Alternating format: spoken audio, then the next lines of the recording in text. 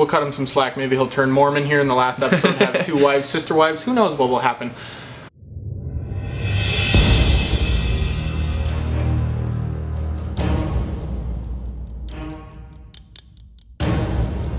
Welcome back, everyone, to episode 5 of Bachelor Mondays with your Steinbach Pistons. Drew, we're going to start with the Women Tell All episode. What are your thoughts on how Tia really got emotional there and kind of started to break down crying because she's still in love with Arie? Yeah, it's heartbreaking. I hate to see Tia like that, you know. I've mentioned this before. Tia's very special to me, and you know, to see her like that, it hurts inside. You know, you gotta feel for Tia there. She got booted off on a tough spot, and I definitely think that she was deserving to be in that top 3, and you just gotta feel for her. Overall, how did you feel about the whole Women Tell All episode?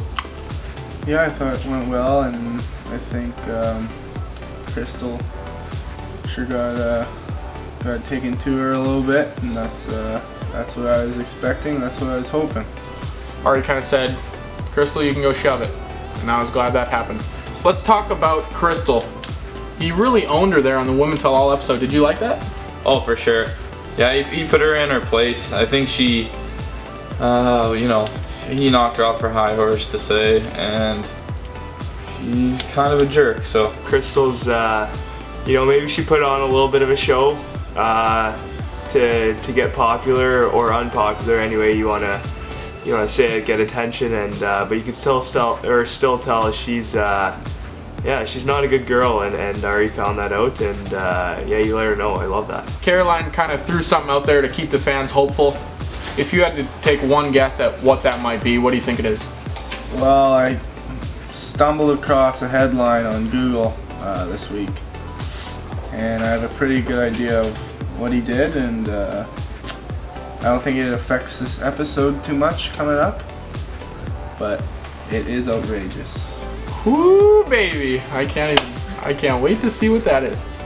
It's definitely going to be something. I don't know what's going on, but I'm very excited. I am amped to see what is actually going on there. The Fantasy Suite episode started with Kendall. She got the first date. They were kind of doing some surfing down a little sand dune there, right, like Napoleon Dynamite's grandmother. And then they went into the Fantasy Suite, and Kendall really made Arie work for it. You think he won her over there?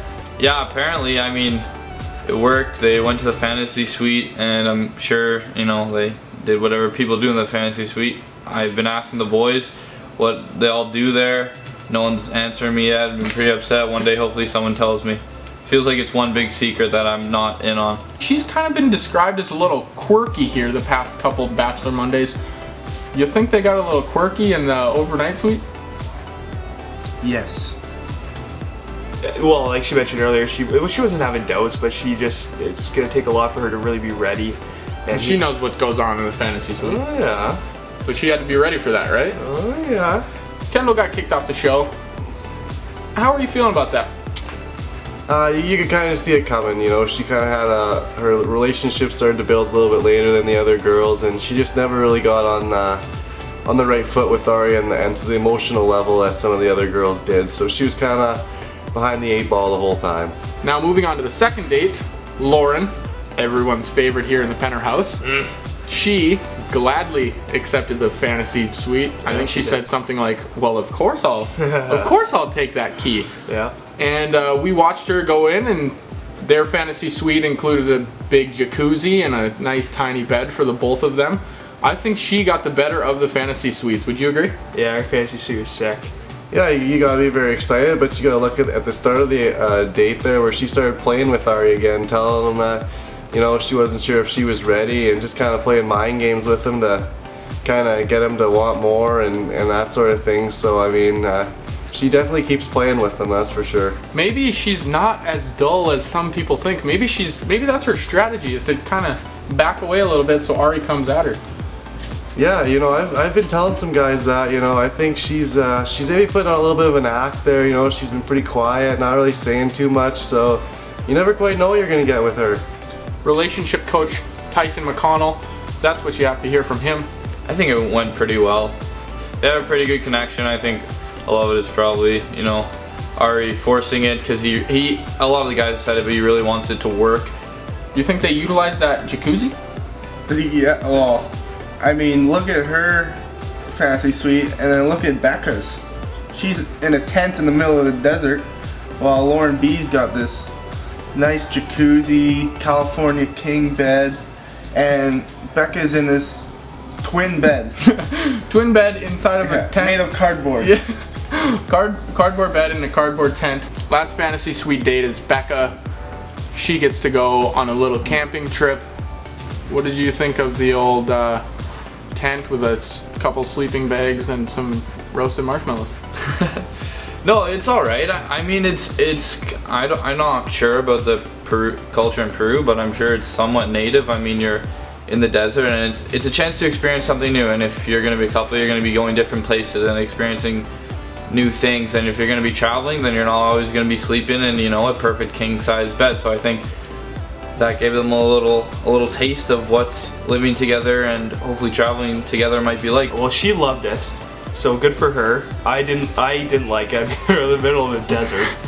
Tent with a bed. Sand I mean, we all know when you go to the beach, there's just sand where you don't want it. Yeah. It's tracking into places you don't want it. It's very uncomfortable. I think that would have been a tough spot for them, and I can't see that being too comfortable. If I was Becca, I would have been pissed. Well, what is this tent you're making me stay in here tonight? Yeah, I guess if you're Becca, you just have to pray that the other two are even worse than that, you know? True, I guess she didn't know. Like, they maybe could have got like a box on the New York City subway or something like that. Looking back now, she's probably laughing. I got chumped. Becca's ex comes in the show and tries to win Becca's heart. Do you think that was a waste of time for Ross? Absolutely not. You know, I think kind of either way it was a win-win for him there. He either comes back on the show and he wins Becca back, or else he puts himself on the market to the rest of the world. So everyone in the world now knows that he's single and ready to go.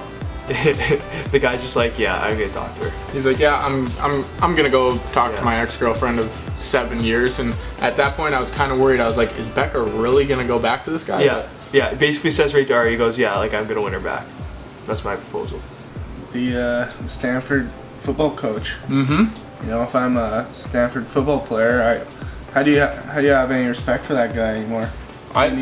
He's a softie. Oh yeah, like, I think I was reading an article saying the difference between winning a national championship and losing a national championship is if your strength and conditioning coach is going on The Bachelor. Would you agree? That's it right there.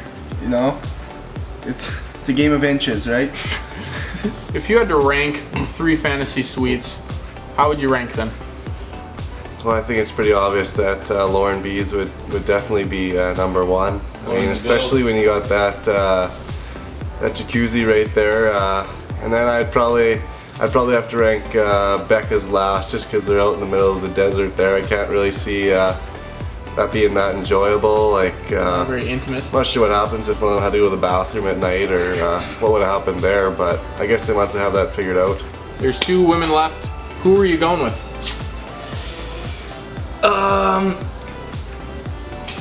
Based on what I've seen in the past, I believe Lauren B will get it. I think Becca K is wife material. So was Raven last year. I knew that he was going to pick Vanessa because she was hotter, and he did. But Raven was wife material. This year, Lauren B's hotter, but Becca K is wife material. So he's going to pick Lauren B. He's not going to regret it, but... I know you're a big Lauren B fan. That's what I'd say you're going with, but is that confirmed? Yep, I said she was going to win from the first time we did this show, and I'll stick with that. I'm going to go with Becca, just because I think I want her to win the most. I don't know, again, I don't know if Arie will pick her, but... 2 women left. Who's going to win the show this week?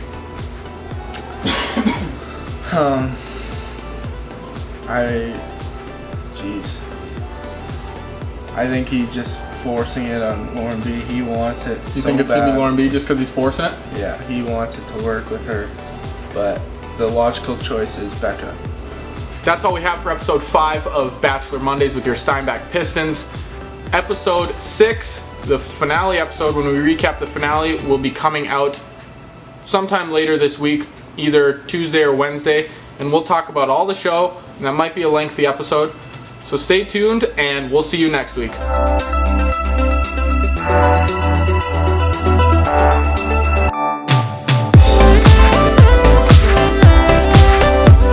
Might I mention Arie's outfit the morning after, because that's got to be brought up.